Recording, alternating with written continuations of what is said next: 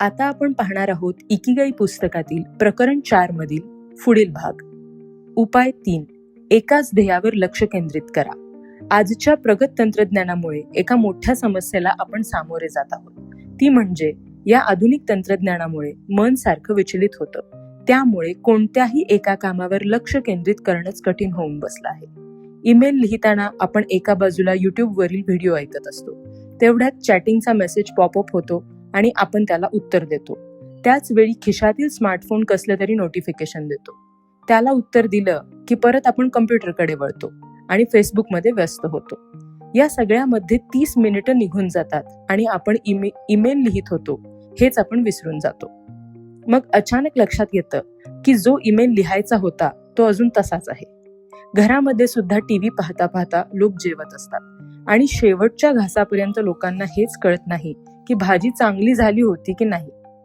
लोकांना असं वाटत असतं की एकाच वेळी अनेक कामं केल्यामुळं आपला वेळ वाचतो, पण शास्त्राने हे सिद्ध केलं आहे की याचा उलटाच परिणाम होत असतो. जे लोक मल्टीटास्किंगमध्ये माहीर असल्याचा दावा करतात ते लोक सुद्धा फार कार्यक्षम नसतात. खरं तर त्यांची कार्यक्षमता इतरांपेक्षाही कमी असते. आपला मेंदू एका सेकंदाला लाखो प्रकारची माहिती आत घेऊ शकतो, पण तो फार थोड्या माहितीवरच काम करू शकतो.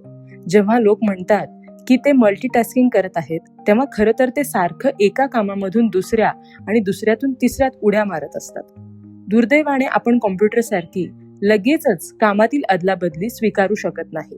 याचा परिणाम असा होतो की कोणतंही एक काम चांगलं न होता आपण फक्त कामांची अदलाबदली करण्यातच आपली सगळी ऊर्जा घालवतो. एकाच कामावर लक्ष केंद्रित करणं ही फ्लो मिळवण्याची सर्वात चांगली पद्धत आहे.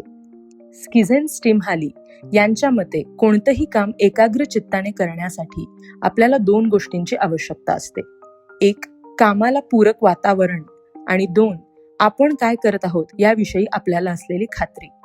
तंत्रज्ञानाने खरंच क्रांती केली आहे. जोपर्यंत ते आपल्या ताब्यात आहे तोपर्यंत ते महान चमत्कार आहे, पण जेव्हा आपण त्याच्या ताब्यात जातो तेव्हा तेच त्रासदायक ठरतं. समजा तुम्हाला एखाद्या विषयावर शोध कार्य लिहायचं आहे. यासाठी तुम्ही कम्प्युटर समोर बसता आणि गुगलवर माहिती शोधायला लागता, त्याचं संकलन करायला लागता. पण जर तुमचं स्वतःवर नियंत्रण नसेल तर मात्र तुम्ही तुमच्या विषयावर शोधकार्य करायचं सोडून इतर माहितीच्या आणि वेबसाईटच्या मागे तुमचा वेळ वाया घालवाल. म्हणजे जे तंत्रज्ञान तुम्हाला मदत करू शकत होतं त्याच तंत्रज्ञानाने तुम्हाला तुमच्या कार्यापासून दूर नेलं.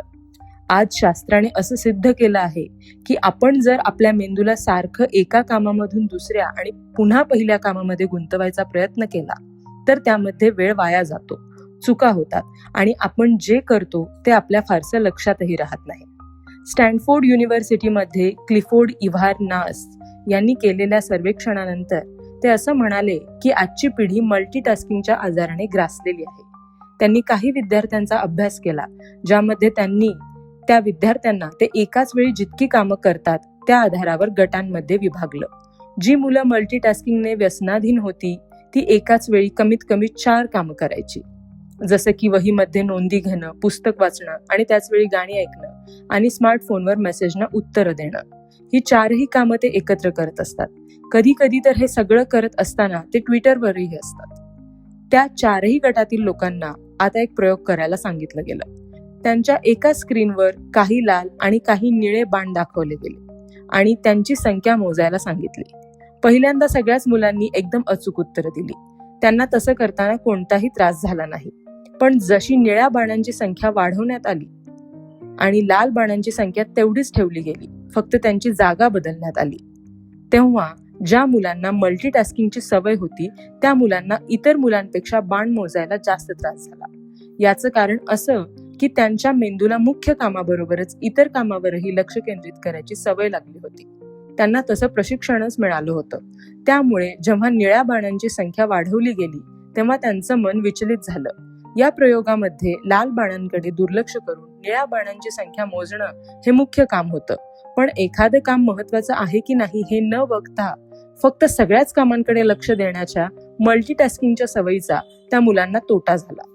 अजून एका सर्वेक्षणाच्या वेळी निघालेल्या निष्कर्षामध्ये असं सिद्ध झालं आहे की एकाच वेळी एकापेक्षा जास्त काम केल्यामुळे कार्यक्षमता 60% आणि IQ 10 पॉइंटने कमी होतो. Swedish council for working life and social research पुरस्कृत एका शोध कार्यामध्ये 20 ते 24 वर्ष वयोगटातील मुलांवर अभ्यास केला गेला. त्यामध्ये असं लक्षात आलं की जी मुलं स्मार्टफोनच्या आहारी गेली आहेत ती कमी झोपतात, त्यांचा मित्र परिवार कमी असतो आणि अशा मुलांमध्ये निराशेचं प्रमाणही जास्त असतं. आता आपण पाहू एकाच कामावर लक्ष केंद्रित करणं आणि मल्टीटास्किंग यामधील फरक. एकाच कामावर लक्ष केंद्रित करत असताना एकाग्रता म्हणजेच फ्लोची अवस्था लवकर प्राप्त होते. कार्यक्षमता जास्त असते, कामात निरंतरता जास्त असते, चुका कमी होतात, शांत आणि ठामपणे काम करता येतं. आपण आपल्या बरोबरच्या लोकांशी मिळून मिसळून वागत असल्यामुळे आपल्यावर लोकांचा जास्त विश्वास बसतो. सर्जनशीलता वाढायला मदत होते. या उलट मल्टीटास्किंगमध्ये एकाग्रता म्हणजेच फ्लो गाठणं अशक्य होतं. जरी जाणवलं नाही तरीही कार्यक्षमता 60% कमी होते. गोष्टी लक्षात ठेवणं कठीण जातं, चुका होण्याची संभावना जास्त असते, आपला कामावरील ताबा सुटतो आहे अशी शंका निर्माण होते आणि कामच आपल्यावर हावी झाल्याचा भास होतो. कायम फोन किंवा इतर उपकरणं बघत बसल्यामुळे आपल्या भोवतालचे लोक दुखावले जातात, सर्जनशीलता कमी होते. आपल्या आणि फ्लोच्या मध्ये येणाऱ्या या आजाराला कमी करण्यासाठी आपण काय करायला हवं? आपण आपल्या मेंदूला एकाच गोष्टीवर लक्ष केंद्रित करण्याची सवय कशी लावू शकतो? पुढे काही पायऱ्या दिल्या आहेत ज्यांच्या मदतीने आपण जास्त एकाग्रतेने काम करू शकतो आणि इकिगाईच्या माध्यमातून फ्लो मिळवण्यासाठीही मदत होते. झोपून उठल्यावर पहिला तासभर आणि झोपण्यापूर्वी 1 तास कोणत्याही प्रकारची स्क्रीन पाहू नका. कोणतंही महत्त्वाचं काम करताना तुमचा मोबाईल बंद ठेवा आणि फक्त तुमच्या कामावरच लक्ष केंद्रित करा. काही जणांना असं करणं चुकीचं वाटत असेल तर मोबाईलमधील अशा सुविधेचा फायदा घ्या ज्यामुळे अनावश्यक मेसेज, नोटिफिकेशन टाळले जातील आणि आवश्यकता असेल तर तुमचे जवळचे लोक तुम्हाला संपर्कही करू शकतील. आठवड्यातील 1 दिवस, विशेषतः शनिवार किंवा रविवार, तंत्रज्ञानाचा उपवास म्हणून साजरा करा. वायफायची सुविधा नसलेल्या कॅफेमध्ये जा. दिवसभरातून एकदा किंवा 2दाच ईमेलला उत्तर द्या. ही वेळ आधीच ठरवून ठेवा आणि तेव्हाच हे काम करा. पोमोडोरो टेक्निकचा वापर करा. स्वतःसाठी पोमोडोरो किंवा टोमॅटो सारखे दिसणारे किचन टायमर घेऊन या. त्यामध्ये एक वेळ निश्चित करा आणि तेवढा वेळ फक्त एकच काम निरंतरतेने करत राहा. टेक्निक असं सांगतं की तुम्ही 25 मिनिटं काम करा आणि 5 मिनिटं आराम. तुम्ही 50 मिनिटं काम आणि 10 मिनिटं आराम असंही विभाजन करू शकता. किती वेळ ठरवता हे महत्वाचं नाही, तुम्ही शिस्तप्रियतेने त्याचं पालन करता का हे महत्वाचं आहे. तुमच्या आवडीच्या गोष्टीने कामाची सुरुवात करा. जेव्हा मन विचलित होत आहे असं जाणवेल तेव्हा मनाला वर्तमानामध्ये येण्याची सवय लावा. माइंडफुलनेस किंवा इतर एखाद्या ध्यान पद्धतीचा उपयोग करा. चालणं, पोहणं यांसारख्या एखाद्या गोष्टीच्या मदतीने पुन्हा कामावर लक्ष केंद्रित करा. मन जास्त विचलित होणार नाही अशा जागी काम करा. जर घरी अशी एखादी शांत जागा नसेल तर लायब्ररी, कॅफे सारखी जागा शोधा. जोपर्यंत तुमच्यासाठी आदर्श जागा मिळत नाही तोपर्यंत हा शोध चालूच ठेवा. प्रत्येक कामाची गटांमध्ये आणि कामांप्रमाणे विभागणी करा. प्रत्येकाला त्यांची जागा आणि वेळ ठरवून द्या.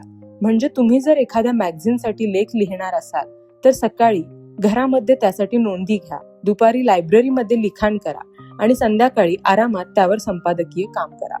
बिलं पाठवणं, फोन करणं किंवा ईमेल पाठवण्यासारखी दिनचर्येची कामं काही वेळ काढून एकदम संपवून टाका. जपानमधील फ्लो. टाकुमिस इंजिनियर्स, बुद्धिमान आणि ओटाकुस. टाकुमिस म्हणजेच कलाकार, इंजिनियर, शोधकर्ते आणि ओटाकुस म्हणजेच एनिम आणि मंगाचे चाहते. यांच्यामध्ये कोणती समानता असते? त्या सर्वांनाच इकिगाईच्या माध्यमातून फ्लोमध्ये राहण्याचं महत्त्व पटलेलं असतं.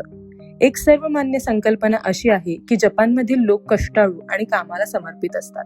अर्थात तिथले काही लोक असं म्हणतात की आम्ही खरं तर एवढे कष्ट करत नाही, पण आम्ही जेवढं काम करतो त्यापेक्षा जास्त कष्ट करत आहोत असं समोरच्याला जाणवतं. ते काहीही म्हणत असले तरीही त्यांची कार्यमग्नता आणि समस्या सोडवताना असणारी चिकाटी या दोन्ही गोष्टी असामान्य आहेत.